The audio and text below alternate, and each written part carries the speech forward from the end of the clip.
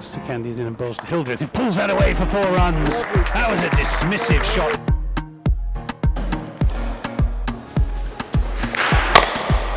Fixtures. He comes in and bowls, just a fraction short. Hildreth says yes, please.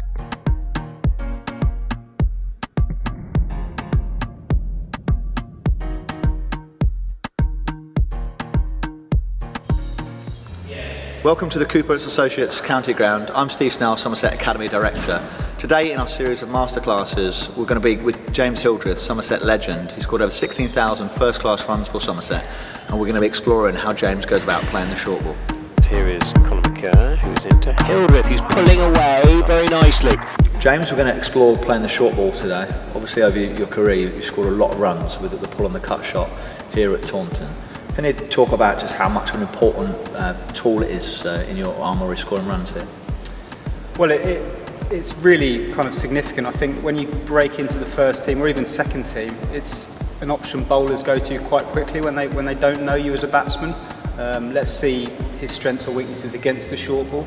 So it's something that you almost have to preempt and then start practicing it before you get onto the professional side or even second team cricket, and then it starts playing a huge role. So every season you're going to have periods where you're going to be playing a lot of short ball, short pitch bowling, and then there's often this plan now of coming round the wicket to a right-hander, squeezing you up, just bowling short every ball.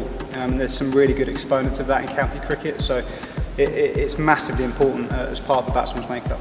On a more kind of technical aspect for the shot, if you were to give any advice to any young players or even any older players who are still playing, watching this masterclass, from actually playing the shot, can you give any kind of recommendations of what is best practice? My general philosophy on batting is around stillness of the body, stillness of the mind. So everyone can have different trigger movements, whether that's a foot trigger, a hand trigger, those kind of different triggers before ball release. My personal philosophy is that the head needs to be still on ball release, or as still as it can be on ball release, so you've got more opportunities to track the ball of the flight as the bowler's releasing the ball. And that's paramount with the short ball. 1, confidence, but 2, once you've done your pre-delivery setup and the ball's been released, well actually then you've got stillness of the body, but then more importantly with the short ball is stillness of the mind. And what I mean by that is you're not premeditating any shots. You might have a fast bowler who's coming in at you, but ideally, what's very difficult to do is that you're clearing your mind, so actually the short ball becomes instinctive once you've done all the practice before. So all you're doing is reacting to the ball, and you're not judging what the ball's going to be. You're not thinking as it's coming down, right, this is going to be short, field settings or anything like that. You have that before the bowler's running, and as he's running in, then you can get to that stage where you've got that clarity where you know if it is short against this bowler, I'm not thinking it, but I know that I can play it well, whether it's a pull shot, a cut shot, over third man. So you get all that out of the way before the bowler's running in, and then as he's running in, you can just go whatever processes you've got, and I've got my own to try and get that clarity. But once you get that clarity and confidence, then it's just trusting your body, really. Final question before we have a go at it. We'll see over your career, you'd have had to transition from 2020 to 4-day cricket to 50-over cricket, and that's become more prevalent, I'd imagine, as the longer your career spanned. How difficult is that in terms of with the options and playing the short ball to transition between the formats? I think the biggest thing, and with what I just said, was predominantly talking about red ball cricket, although it is just as important, I think, in white ball cricket to have that clarity. I think a lot of the times people get too caught up with premeditating which shot they're going to play to which ball, and there's definitely got to be an element of that in white ball cricket. Of course it has, because you've got to pick your gaps and pick your bowlers. But the short ball, you would, I think, consider more areas in white ball cricket. I certainly would. I'd try and go over, back away and go over point and towards third man with the short ball, as well as coming on the inside and trying to get it finer, depending on field positions. So in white ball cricket, there's definitely more of an element of, okay, I know in my mind where the fielders are. If he bowls it short, I'm going to get onto that one. And you get more of an idea in white ball cricket about when they're going to bowl the short ball. They've only got a limited number of them they can bowl in and over. So all these things you start to try and get in your armoury before the ball's been released, to then allow yourself to just trust what you're going to do. So if it's short, I'm going to go that way because their third man's up, that kind of thing. Okay, well, we're going to have a bit of a go at it now, and actually going to put the money to the mouth, as they say. But as I said, you've scored a lot of runs with this shot in your career, so let's have a bit of a play around with it. Let's do it.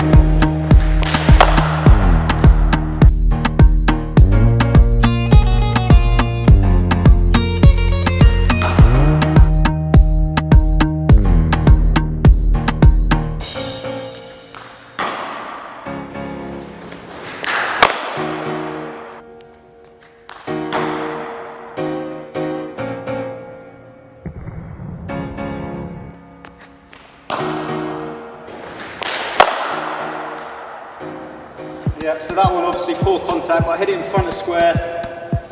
I'm getting runs for that, so I'm running down the other end. Not too fast.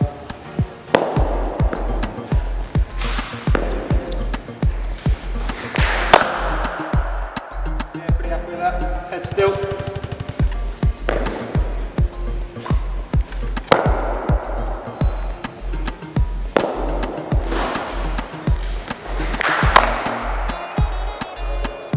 Yeah, again, in control of it, so that's ultimately what you're looking for. If you're in control of your shot as a batsman, in my mind, doesn't matter how ugly it is, if you're in control and you're scoring runs, you're doing your job. About the short, but all this obviously is about shot selection as well. If you're facing someone who's bowling quite quick and they're bowling really short and up here, as soon as you start losing that element of control in your shot, put it away, get out of the way of it until it's coming towards your head or your throat, then you can start playing it because you can feel more in control of that. Whereas if it starts getting higher, unless you really back yourself, I think there's the risk-reward thing, there's more risk-reward there. And that shot selection is imperative, I'm sure, in many of the runs that you've scored. And one thing we haven't mentioned yet is that ability to select and leave the ball and also, defend the ball. I know that watching you play, you're a fairly aggressive batsman in mindset. But I imagine there's a fair few balls that sometimes you've got to kind of take that medicine and leave alone and defend in front of your eyes.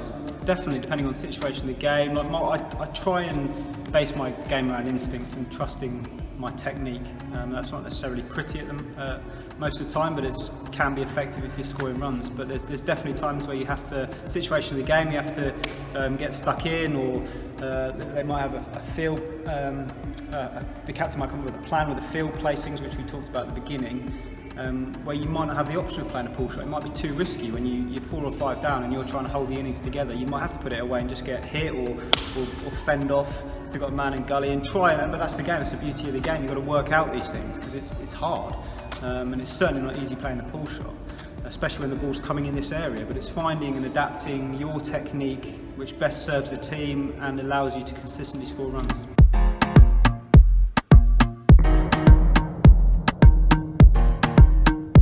A lot of the time, players might get, or lower order players might get caught up with quite short, and then the instinct is to get the head out of the way. So actually I think to give yourself the best chance, try and keep your head in line, or even get this side of it, so you're keeping it as still as possible on ball release.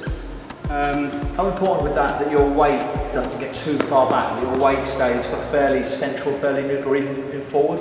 What does that mean to you? Ideally you want to be balanced, so you don't. And if you've got a still head, it's quite hard to have a still head if you're off balance. I don't know, it might be impossible, I don't know. But so there's definitely an element of a secure base, and that looks different for different people. So I'll have a little trigger to get myself in a kind of neutral balance position between my feet, and then keeping my head still. Like I've played with some good players, and someone like Ricky Ponting who does.